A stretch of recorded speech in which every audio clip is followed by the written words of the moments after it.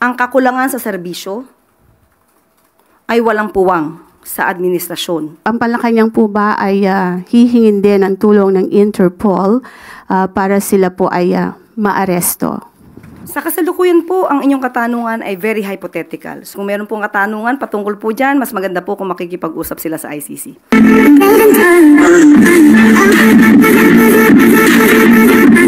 Magandang tanghali, Malacanang Press Corps. Welcome sa ating press briefing ngayong araw. Ivan Mayrina, GMA7.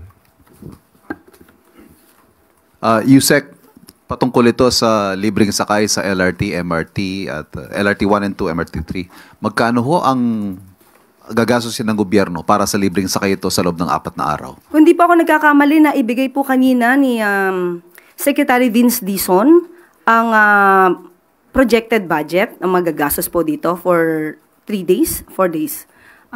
From April 30 to May 3, opo, 4 days. At hindi po ito kukulangin at talagang popondohan po ito. May pondo pong sapat. Opo, magkano po, Yusek, if I may ask? Nasa aking cellphone po, alam ko po na report na po yata kanina ni Secretary Vince Dizon. Kailan po ito po ay nasa aking, naibigay po sa akin kanina ni Secretary Vince Dizon ang, bibigay ko po sa inyo maya-maya. Yeah. After ko makita po sa aking cellphone na Sige, ibigay po niya yung kanya. Opo, maitanong ko na rin po, karaniwan kasi pag halimbawa yan, Labor Day, just on the day itself ang libre. At specific sector lang yung magbe-benefit. For example, kung Labor Day, workers. Kung Veterans Day, mga veterans. Ano ho kaya naging decision-making dito? Bakit siya binigay ng 4 na araw at para sa lahat? Kasi po, kung May 1 lang po ibibigay, karamihan naman po walang pasok. So, hindi naman po nila mararamdaman. Yung benepisyo matatanggap po nila.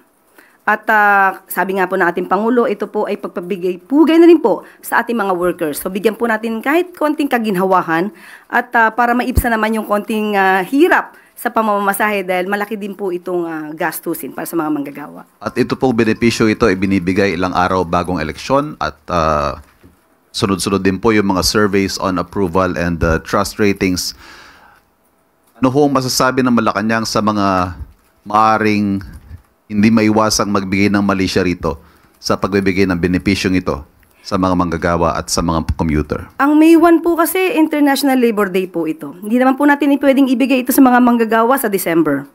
So tama lamang po sa panahon kung kailan dapat sineselebrate po ang Labor Day, doon lamang po natin ibigay. Pero yun nga po, hanggang May 3. Opo. Para wag naman po natin bigyan ng mali siya, hayaan po natin makinabang yung taong bayan sa mga maaaring itulong ng gobyerno sa kanila. Salamat. Jinky Baticados, IBC 13. Hi, ma'am. Ma'am, doon lang ako sa rollout po ng bigas para bukas. Ano po ang reaction ng Palace, ma'am? Dahil merong exemption na binigay ang COMELEC last Friday. It was signed already. But then po, sinasabi kanina ni Chairman George Garcia na they're waiting for the DA to have clarification with them kasi as far as they know, yung reso po na parang inilabas nila last Friday, sumasaklaw ng condition that says May 2 to 12 po, hindi siya applicable ang exemption. Okay, sabi nga po sa atin ni DA Secretary Kiko Laurel, nag-apply po sila ng exemption, nabigyan naman po sila. So, ang hinihintay, sa buong kadiwa po ito, exempted po. So, ang hinihintay na lamang po natin ay ang patungkol po sa LGU. Well, anyway, ang good news po, bukas po ilo-launch sa Cebu ang nasabing 20 pesos. At lahat po, 20 bigas, meron na. Okay? At sa Cebu po, hindi lamang po vulnerable sectors ang makikinabang. Sa araw po, bukas po sa bukas. Bukas po lahat ay pwede pong mag-avail sa Kadiwa stores sa Cebu.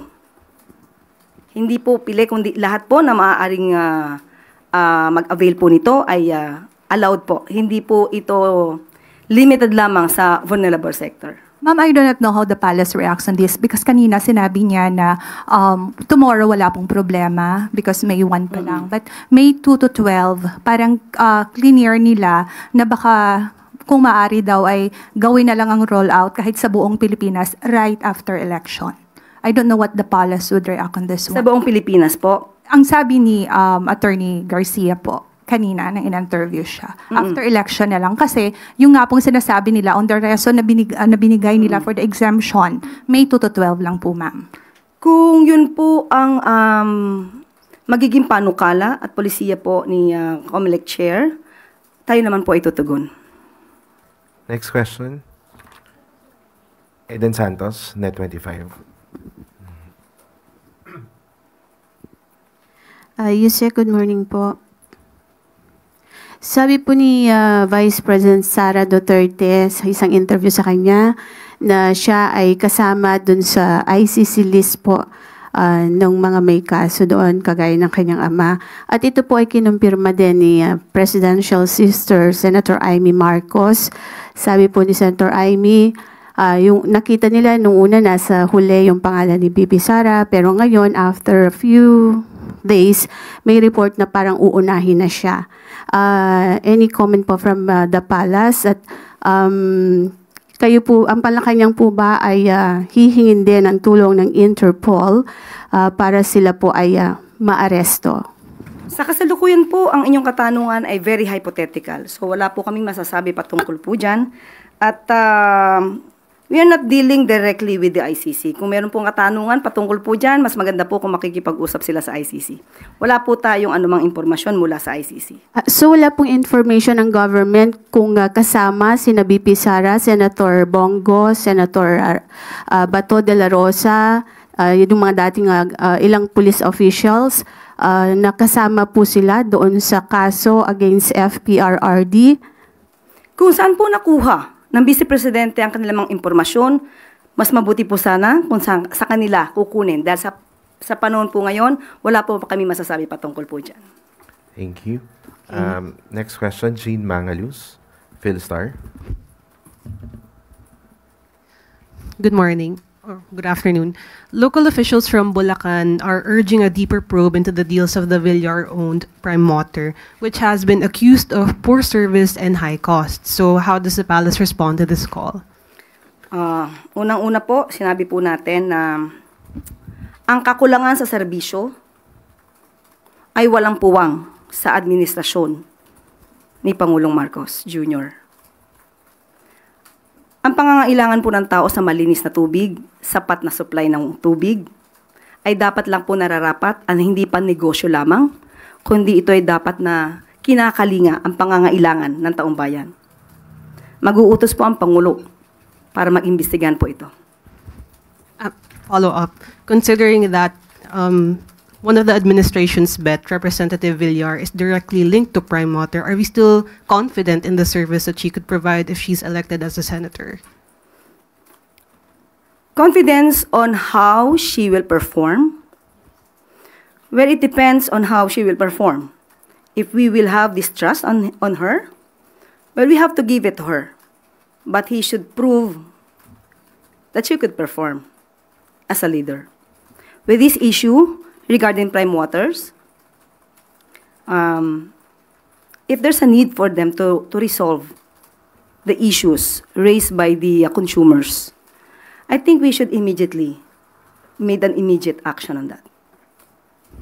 Ma'am, last question, medyo off topic, but while I have your attention, does the palace have a comment on the recent Taiwan report that says the Philippines allegedly started military engagements with Taiwan? Does the Philippine government categorically confirm or deny that we have military ties with Taiwan? We will just defer the question to the National Defense. Next question, Ana Badjo, GMA News Online.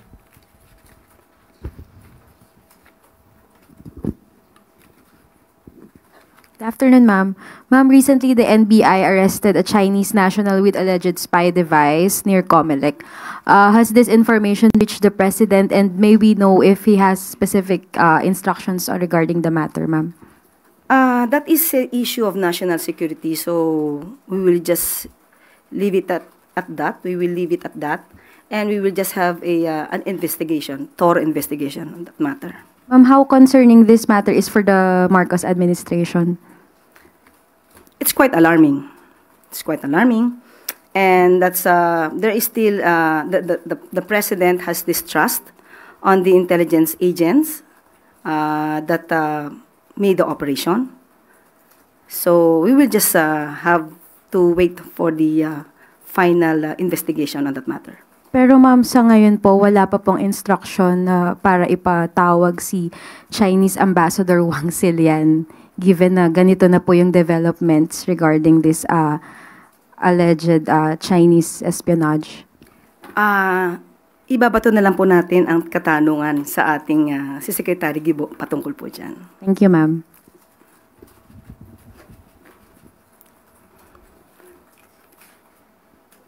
At bago po tayo magtapos, para sa ating huling good news, alinsunod sa pangako ni Pangulong Marcos Jr. na hindi isusuko ang kahit na maliit na bahagi ng ating bansa, pinangunahan ng Philippine Navy, Coast Guard, at PNP Maritime Group ang pagtataas ng watawat ng Pilipinas bilang pagpapakita ng ating soberenya sa mga K na bahagi ng Kalayaan, Palawan at nasa loob ng 12 nautical miles ng Pag-asa Island. Pagpapakita ito na hindi kontrolado ng Chinese Coast Guard ang Pag-asa K2. Muling iginigiit ng sandatahang lakas ng Pilipinas at mga katuwang na ahensya ang kanilang paninindigan na ipaglaban ang karapatan ng bansa, protektahan ang karagatang sakop ng Pilipinas, at ipaglaban ang karapatan ng bansa na naaayon sa international law. At dito po nagtatapos ang ating briefing. Maraming salamat Malacanang Press Corps. Magandang hapon para sa bagong Pilipinas.